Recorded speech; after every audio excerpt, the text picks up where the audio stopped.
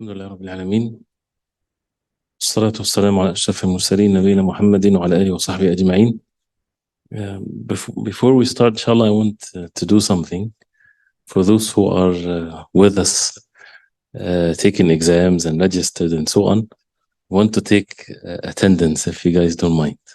So if someone can volunteer every time he has a sheet and he pass it around for those who are present, not to discipline those who are not here, we can't do that. Just to, for those who are present, they should be given, and it's all from Allah subhanahu wa ta'ala. Of course, we're seeking rewards from Allah subhanahu wa ta'ala alone, but to recognize those who attend versus those who do not attend. So if someone would want, and the same thing with those who are online, if we can do that also for every day.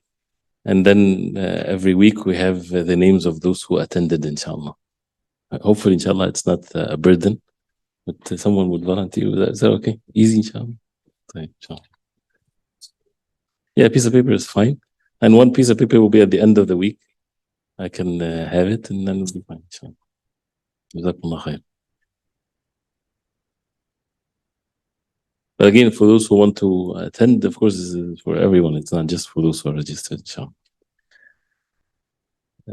This is Fiqh. And last time we started Al-Ghusl, the chapter of Al-Ghusl. And we talked about Mujibat Al-Ghusl, what makes the Ghusl obligatory. And there are 6 things. And we stopped where he says, من الأغسال المستحبة في الإسلام. The recommended acts that, or the acts that makes the ghusl recommended. من الأغسال, al-aghsal is the plural of ghusl. And we try our best, inshallah ta'ala, to get some of the terminologies, even though we're taking this in English, but to remember the Arabic words, inshallah, because it's not good every time we say ghusl, we say shower. No, it's ghusl. You don't say wudu, ablution. Just keep it as wudu.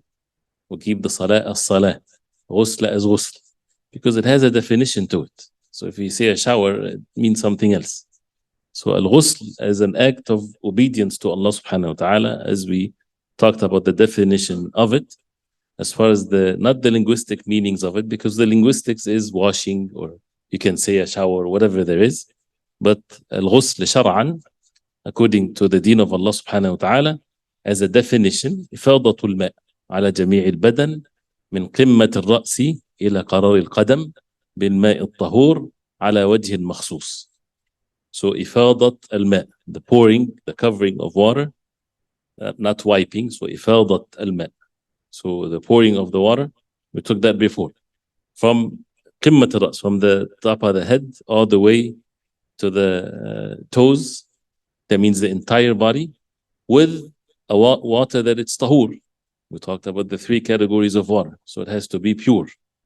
على وجه مخصوص, in a specific way, in specific manner. So the specific manner here is, of course, with intentions, because this is an act of obedience to Allah subhanahu wa ta'ala, and including the mouth and the nose. Including the mouth and the nose, what you do in wudu with the mouth and the nose, that is included. If someone does this with the intention, he done the ghusl. The most perfect way, the recommended way, is the details of it as it will come, inshallah ta'ala. I'm not sure if it's now with what's going to be mentioned about sunan al-ghusl. But this is what the definition does not all the time brings the recommended acts, just what defines al-ghusl. So we talked about the 6 things that necessitates the ghusl for a person to be able to make salah and to read Quran and things like this. Then he says, من الأغسال المستحبة في الإسلام. The recommended ghusl. When is ghusl recommended? Mustahab. And the mustahab is what? Defining the mustahab with the fi'l and the tark. Usually the ahkam al-khamsa. In fiqh, the haram versus the obligation, and the mustahab, the recommended, versus the makruh, the disliked, and the mubah, the permissible acts. These are the 5 things that every single action of the human being can be categorized under these 5 categories. Either a person is doing haram, and the opposite of that is an obligation. And say obligation, or the wajib, or the fard versus al-haram. And then or either a person is doing mustahab, recommended acts, or makruh. And then number 5 is al-mubah, which is the permissible acts. So al-mustahab, when they say in the books of fiqh, min al-aghsal al-mustahabba, that means what? If a person does it, he gets reward. And if he doesn't do it, there's no sin.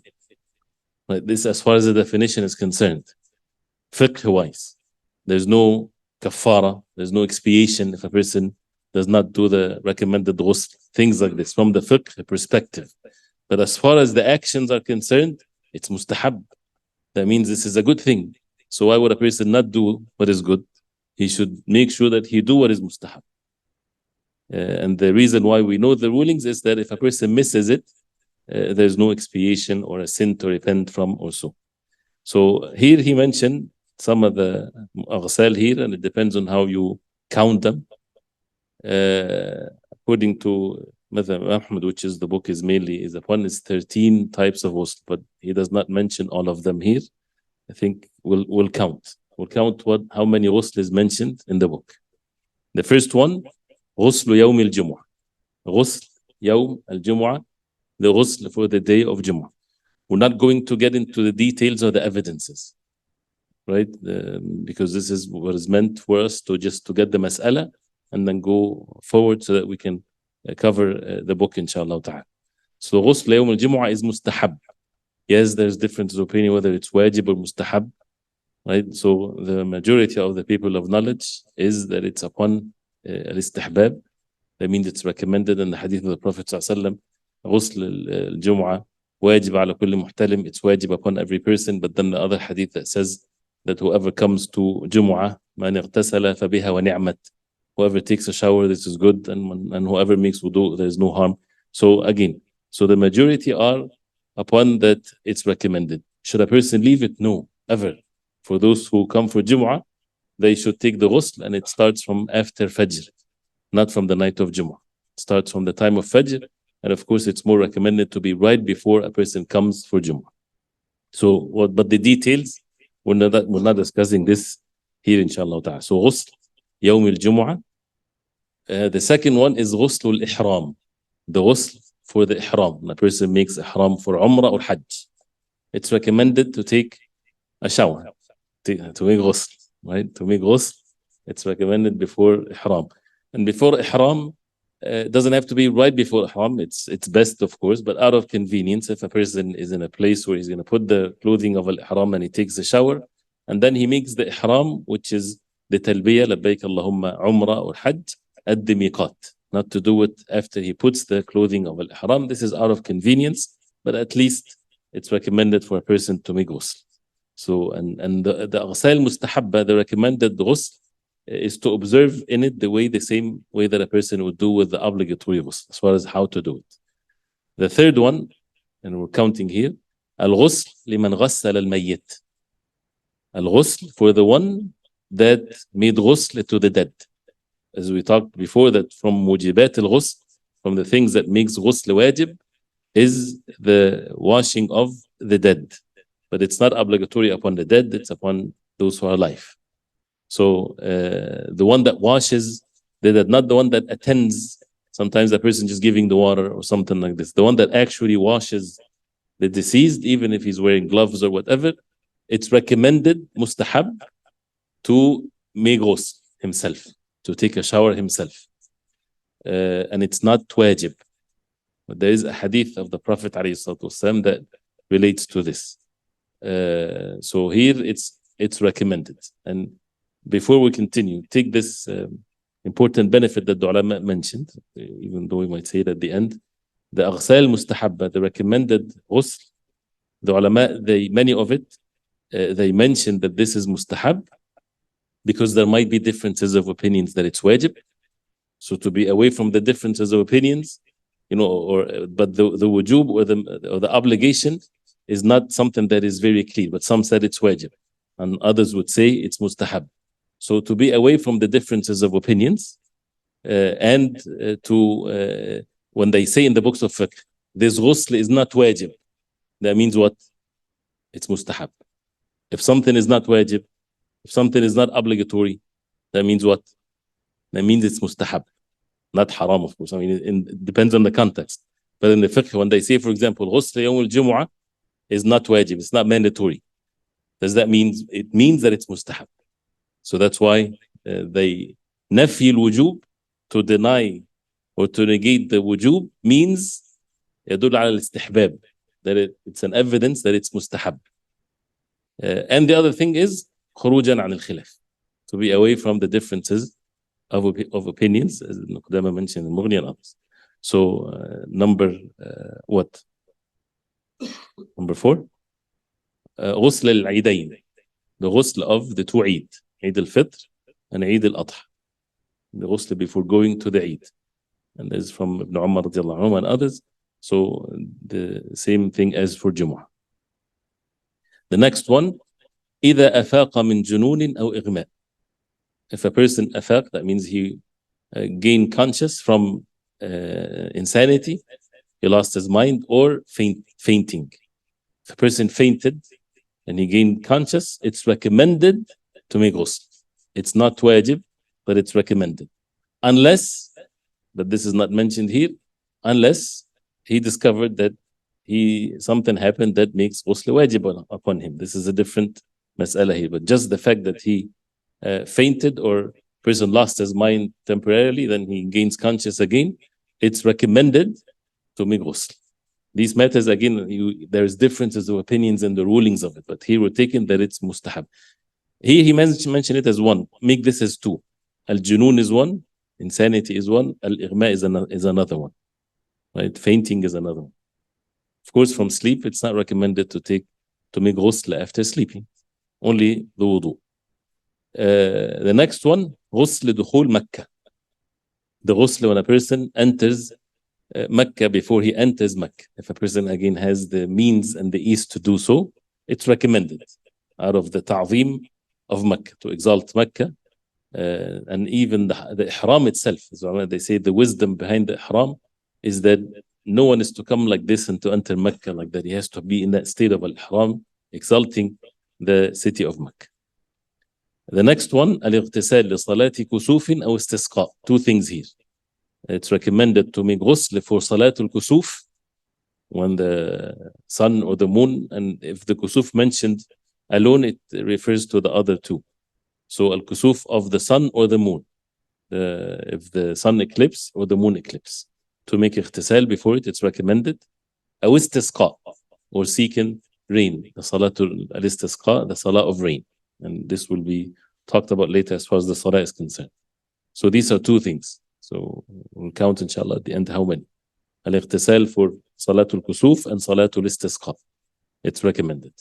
And usually salatul kusuf, of course, they would announce it, and if a person has the means, he would take a shower. They make ghusl. Al-istisqa, usually it's announced the day before. The imam or the ruler or whatever, he would declare that tomorrow after Fajr is going to be salatul istisqa, so people, they make themselves ready. The next one, غسل المستحاضة لكل صلاة. The taking the ghusl of al-mustahada. Al-mustahada, we'll talk about it inshallah ta'ala also later in the chapter of al-hayd, when nufas, the menses. Al-mustahada is the woman that she has a continuous flow of blood, not just the days of the menses. The blood keeps on flowing after even the days of the menses. It's recommended for her to make ghusl for every salah. Recommended. And there are details of this. Ghusl for every salah, or to combine the 2 salah, not real combining, but to delay the dhuhr a little bit, and to make ghusl, and then she prays dhuhr, and then the time of asr enters, and she prays asr with the same ghusl. This is one thing. Or to make wudu for every salah, this is a must for her. The wudu is a must. But al-ghusl for every salah, it's recommended in that case. The next one, لكل اجتماع مستحب. بكل اجتماع, for every big gatherings, for every gathering, it's recommended. For every gathering. Because this is what al-ghusl for the day of Jumu'ah was established. Because people would come from distance and it's big gathering. And the illah or the wisdom behind al-ghusl is for people to not to smell bad in the gatherings of the Muslims, not to harm anyone. So this is one of the reasons behind it. So anything that has a big gathering or people will be with others, to make ghusl. This is something that is recommended, and the ghusl becomes an act of obedience to Allah. So that means a person every time, instead of just taking a shower, make it a ghusl. And some of the masail of the ghusl might be mentioned is that you can make ghusl mustahab, recommended ghusl, and it counts for what is wajib. Right? So if a person, say for example, he was in janaba, ghusl is mandatory for him, but he did not know that, or he forgot, or whatever there is, and he's making the ghusl of the day of Jumu'ah. The intention, of course, it's ghusl, but as a recommended ghusl, that would take care of the obligatory ghusl. And the ghusl takes precedence, or it's higher than wudu. So if a person make ghusl, he doesn't have to make wudu in principle. Of course, it's recommended to make wudu when a person is making ghusl, as a way to perfect the ghusl. But if you make ghusl, you don't have to make wudu, even if there's no janab. So you're making ghusl, you're going for aqiqah, for example. So you're making ghusl for the gathering of the aqiqah, because people are so many people, so you want to look good, whatever. So you're making ghusl, and that is sufficient for you. You don't have to make wudu. You're already now in state of tahara that you can make salah. So لكل اجتماع مستحب. So how many we have here? 11. Okay, according to some, they add to this, even in the madhab,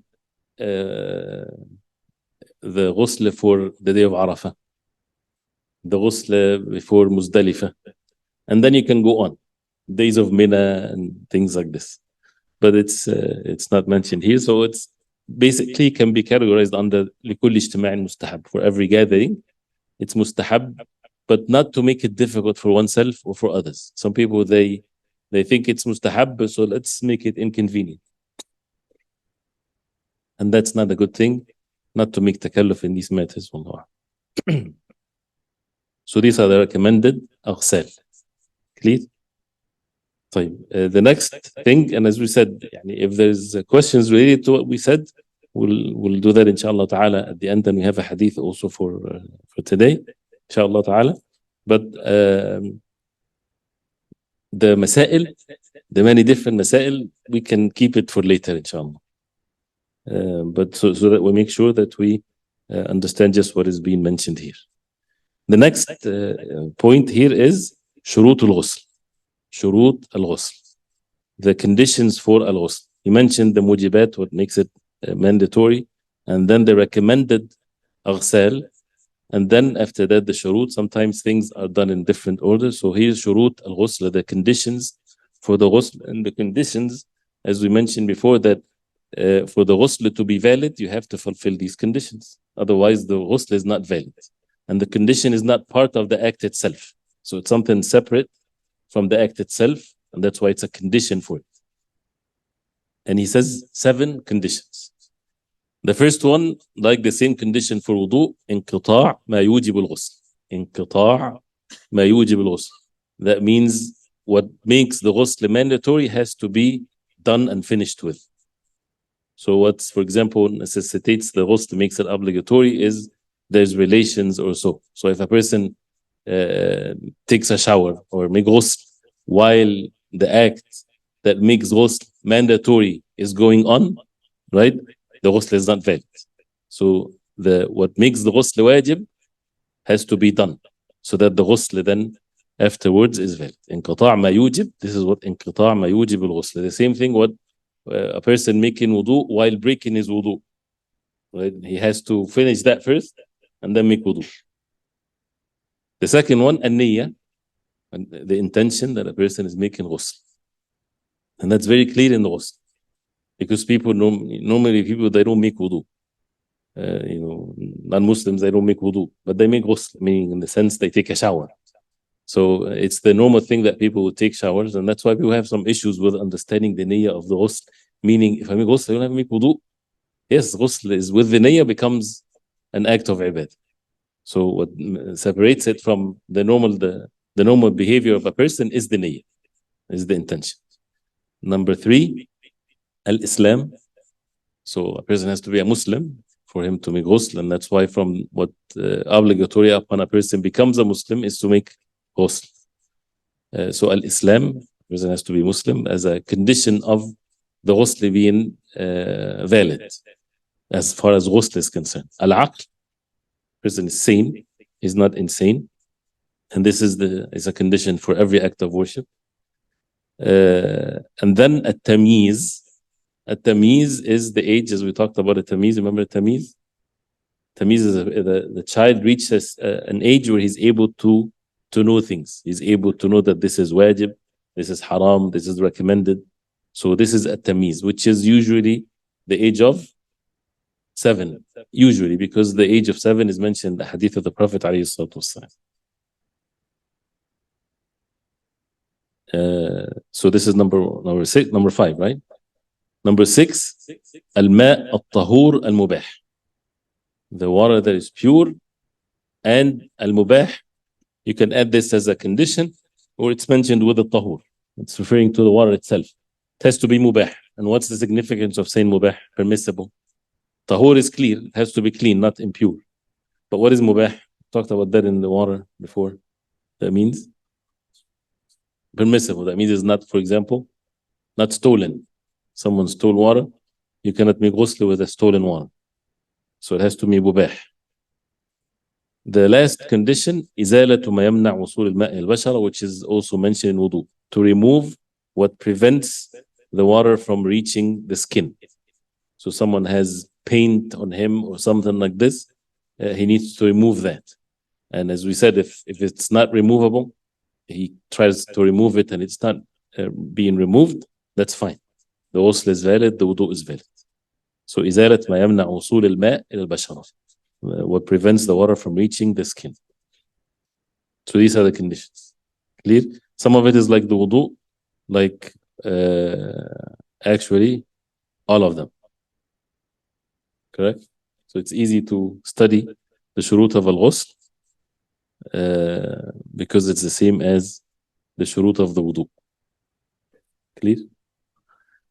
طيب, the next مسألة, Salah is 7:45 today, right? واجب الغسل. واجب الغسل. واجب الغسل means the minimum requirement for ghusl, the obligation or the obligatory act for ghusl to be accepted. Like the same thing for the wudu, what is wajib, but here there is wajib versus the fard. Wajib versus the fard, because it says وَفَرْضُ الْغُسْل.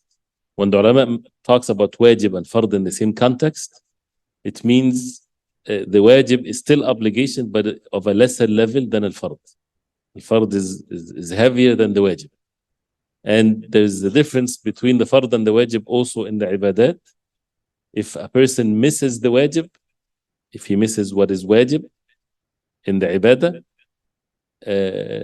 it does not invalidate the ibadah. If he misses it forgetfully, if he forget one of the wajibat of the salah, it does not invalidate the salah. You need to make sujood sahw, whatever. And if you forgot the sujood sahw, the salah is valid. But al-fard, even if a person forgets it, he has to do it. So if he forgets it and then after 10 years, he remembered that he did not make a fard in one salah, he has to repeat that salah, but not the wajib. So that's differences between the wajib and the fard if they're both mentioned in the same context. So al-wajib here, at-tasmiyah, to say Bismillah. To say Bismillah before the wudu and before the ghusl. Even though the majority of the ulama that the tasmiyah or saying Bismillah is recommended, but because of the hadith, Imam Ahmad rahimahullah said if this hadith is authentic, it's wajib. And they have differences of opinions whether it's sound or not, and he had authenticated it, which is tasmiyah, to say Bismillah upon the wudu is wajib, is mandatory upon the Muslim. So tasmiyah. وَتَسْقُطْ سَهْوًا لَا عَمْدًا. If it's wajib, that means if someone forget to say Bismillah before the wudu, before the ghusl, no problem. His wudu is valid, his ghusl is valid. La amdan, that means unless he left it intentionally. For remembering that he's supposed to say Bismillah and he didn't.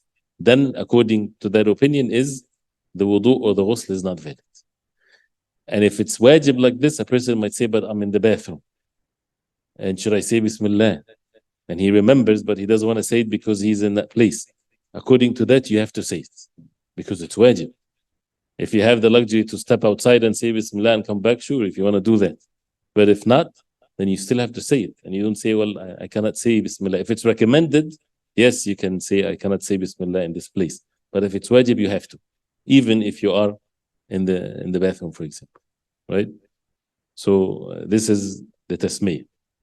Fard al-ghusl, the fard then, which is like the pillars of the ghusl, farduhu niyyah, the fard is the niyyah, of course. And the niyyah is mentioned here as fard, and it's mentioned as a condition. And this is also repeated in the books of fiqh. And it's part of the, not really differences of opinions, but differences of categorizing the niyyah. Because the outcome or the result is the same. Niyyah is a must. But some put it in the conditions, some put it in the pillars. Because is the niyyah part of the act or something separated from the act? So here he says, farduhu niyyah. So take by what is mentioned. The niyyah is fard. This is the first fard. And the second one, أن يعم الماء جميع بدنه. أن يعم الماء جميع بدنه. The water has to cover all of his body. وداخل فمه وأنفه. And the inside of his mouth and his nose. So this is the two conditions, or the two obligations in ghusl. The niyyah, and the entire body is covered with water, and the inside of the mouth and the inside of the nose. And then he says, وَيَكْفِي فِي ذَلِكَ الظَّنُّ الْغَالِبُ. What is sufficient is الظَّنُّ الْغَالِبُ. الظَّنُّ الْغَالِبُ meaning that you don't have to be certain. To the best of your ability, this is most likely what happens. And this is always in matters of fiqh, because some things you cannot have this level of certainty in such a way that you would swear by Allah. You know that, can you swear by Allah that every single particle of your body had covered with running water? This is sometimes an extreme thing for a person to do. That's why these types of things where every hair has to be, there's no such a thing. But yes, you pour the water from the entire body and you make the leak and you go inside and things like this. All of that is to be done, and to make sure that the water reaches in the parts of the body that might be difficult to reach, the water to reach to the best of your ability. And to the best of your ability is not something to take it lightly, but not to be extreme. The same thing as with Dhann al-Ghalib, and this is a subject in even Usul Fiqh and others, rulings are based on Ghalib al-Dhann.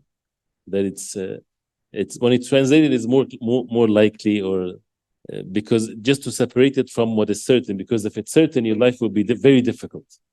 Like for example, a person, as we talked about al-istinja, if you go to the bathroom and you clean yourself, can you say Wallahi alladhi la ilaha illa huwa? There is not even one atom of impurity is present.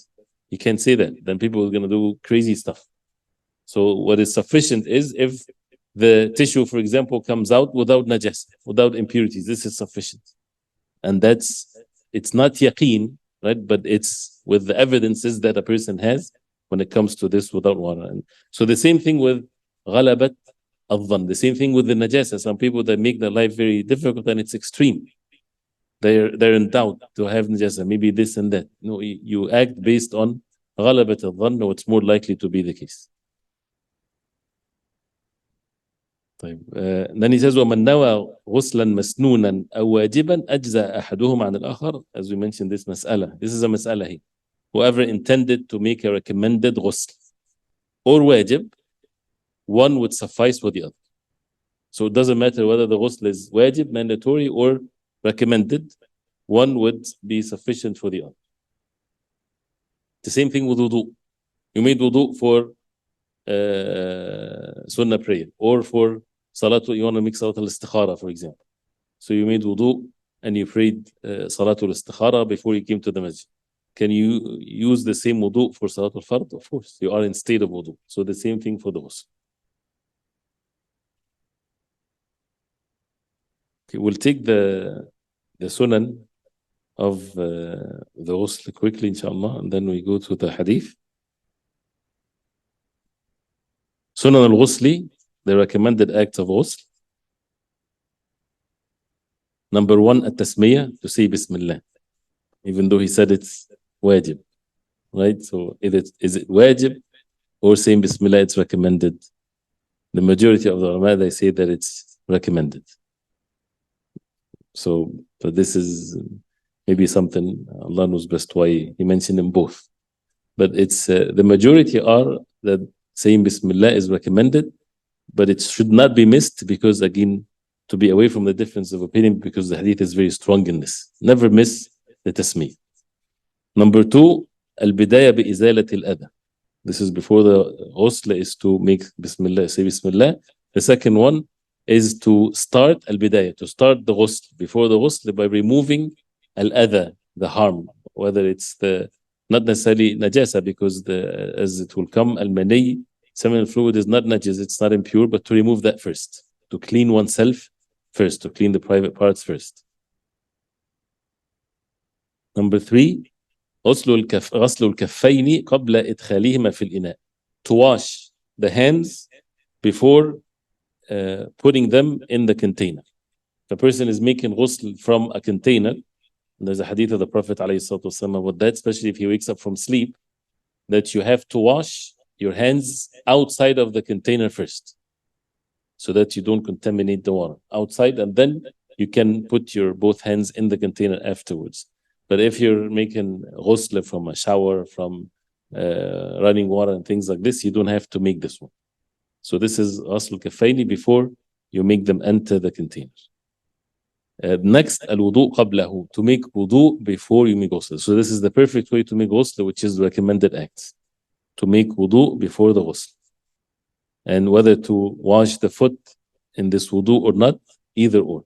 So, and that's why it's going to mention whether to repeat washing the foot at the end, or to wash it in the beginning and wash it again at the end. So whether to make full wudu in the beginning, or to make a full wudu except the foot. The next one, at-tayamun, to start with the right. So in wudu, you start with the right hand and then the left hand. The same thing with al-ghusl, you start with the right side of the body, then the left side of the body. Wal-muwala, al-muwala, the continuity of the ghusl. It's here recommended, and it's not fard as it is in wudu. So it's not fard as it is in wudu, al-muwala. Because the ghusl is what? Is just one thing, pouring the water on the person. Next one, imrarul yadi ala sa'iri al-jasad, to move your hand over the body. That means to rub your body with your hands, to make sure that the water covers every part of the body, especially the parts where normally the water won't reach there. And the last one, إعادة غسل الرجلين بمكان آخر, to repeat washing the foot in a different place than the place that you're standing taking a shower. And there's some tafsir, some details in this. Is it in every place or in specific places only? Some of the ulama, they said this is only in the place where the water is collected. So when you're taking a shower and the water doesn't run quickly, right? So your foot is covered, for example. So you're standing and you're standing in the water that is covering your foot while taking a shower. So this water is used. So they say it's recommended, as the hadith of the Prophet ﷺ, that he would wash his foot, he would step away and wash his foot at the end. They said because the water would be leveled up onto the foot of the Prophet ﷺ, so to wash it in a cleaner or a newer place. But they say if the water runs quickly, then this is not necessarily something to be done. This is the issue of makan akhar, in a separate place.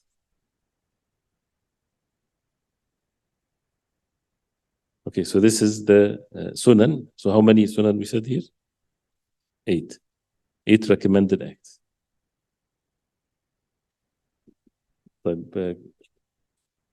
Number 6 is إعادة غسل الرجلين بمكان آخر, to repeat washing the foot in a separate place. So there is repeating the washing of the foot and in a separate place. They put them as one, but these are two things. So even if you repeat washing the foot, it doesn't have to be in a separate place, or it's best to be in a separate place if, again, the water is collected in the place that you're in. With the hadith, let's take the hadith, inshallah.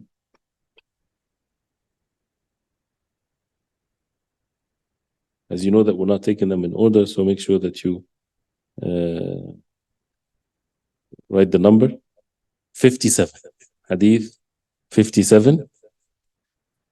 And as far as the memorization is concerned, again, do the best you can. And that's why those who memorize, they're not going to be the same as those who do not memorize. So, I mean, it's not to, again, if you do memorize, you'll be kicked out of the program. No, but be consistent. And those who are consistent, they're also different than those who do not come and recite from memory. Or even if you're not able to memorize, read the hadith, read it correctly. Right? So these are levels. And every level should be recognized, of course, inshallah ta'ala. But the highest level, we need to make sure that we're upon it and we do the best we can to do it, inshallah. As we said, it's a talent, it's a muscle. It's like the more you work on it, the more it gets easier, inshallah ta'ala. So the hadith, even though there's more than one narration in this hadith, but only the first one is what is required for you to memorize, inshallah.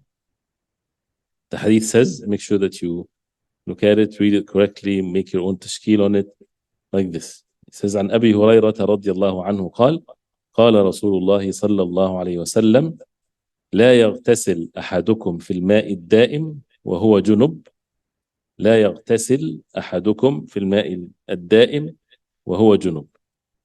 And the tashkil is very important in this hadith. This is one of the hadiths where, according to how the ulama, they look at it from the grammar point of view, the rulings are different, which shows the importance of the language. Because you see here, لا يغتسل with a sukun. This is la, what you call this la? There's different types of la. La either nahiya or nafiya. Nahiya means nahi. Do not make ghusl. لا يغتسل أحدكم, one of you, في الماء الدائم, in the water that is da'im. A da'im comes from ever, forever, or the water that is stagnant, basically. Not the running water. It's the opposite of the running one. The water that is it's standing still. A standing still water. Doesn't have to be in the state of stagnation, because stagnant water, that means it has a smell to it, things like this. No, just a small, it doesn't have to be a pond, because this is a huge amount of water. But if you have something in the ground, like sometimes it rains, for example, and it keeps a small amount of water, and it's not running water. So this is what الدائم means. لا يغتسل أحدكم في الماء الدائم وهو جنب. None of you should make ghusl in this type of water while he is junub, if he's in state of janab. If he's in state of janab. So la here, it's in the context of forbidding. If it's nafiya, if it's denying this, which shows its effect in the next hadith actually. So here, that's why the sukun la yaghtasil. Don't say la yaghtasilu. Otherwise, you're denying anyone with janaba that would ever make ghusl in a standing still one. You understand? Which is, again, as if you're denying the fact that this would ever happen. Versus la yaghtasil, like this, that means a person should not do that. And this is, that means a person should not make ghusl of janaba in a standing still water. It says, أخرجه مسلم وللبخاري لا يبولن أحدكم لا يبولن from the urine. None of you should urinate. أحدكم, one of you. في الماء الدائم, the same thing in the standing still water. الذي لا يجري. Here is more details. الذي لا يجري, the water that doesn't runs. So الماء الدائم, the one that doesn't runs or flows. ثم يغتسل فيه. Then he make ghusl in it. So the same thing with the tashkil here, but we're not going to get into the details, is ثم يغتسل فيه or ثم يغتسل فيه. This has a meaning and this has a meaning. Right? Because is it both together? Is the nahi here, there are the forbiddance here, not to urinate in a standing still water, and do not make ghusl in a standing still water, or they're both together. Do not urinate in it and then you make ghusl, right? But we're not going to get into the details of this. وَلِمُسْلِمٍ مِنْهُ, from it. وَلِأَبِي دَاوُدْ وَلَا يَغْتَسِلُ فِيهِ مِنَ الْجَنَابَةِ, and he should not make shower or take ghusl in it, in this water from al-janaba, from the janaba is what makes the ghusl wajib. So it shows that the need for the people for water, and whether there's need or doesn't have need, But if it's the ocean, if it's the sea, if it's the river, it's okay. But for water that is standing still, then a person should not make ghusl in there while he is in janaba. And this is the first narration. And the second one, of course, it's also forbidden for someone to urinate in such a water. So both are not permissible, and they're not both necessarily connected to one another. Doesn't mean that you can make ghusl there if a person is in janaba as long as he did not urinate in it. No. This is an act that is forbidden, and this is also an act that is forbidden to make ghusl in such water. Wallahu a'lam. Clear? So the one that we'll memorize inshallah, لا يغتسل أحدكم في الماء الدائم وهو جنوب. Say it inshallah. لا يغتسل أحدكم في الماء الدائم وهو جنوب. لا يغتسل أحدكم في الماء الدائم وهو جنوب. So we'll stop here inshallah. سبحانك اللهم ربنا وبحمدك أشهد أن لا إله إلا أنت أستغفرك وأتوب إليك. Inshallah we'll make adhan and pray 2 rak'ah and then the iqamah inshallah ta'ala. والله تفضل.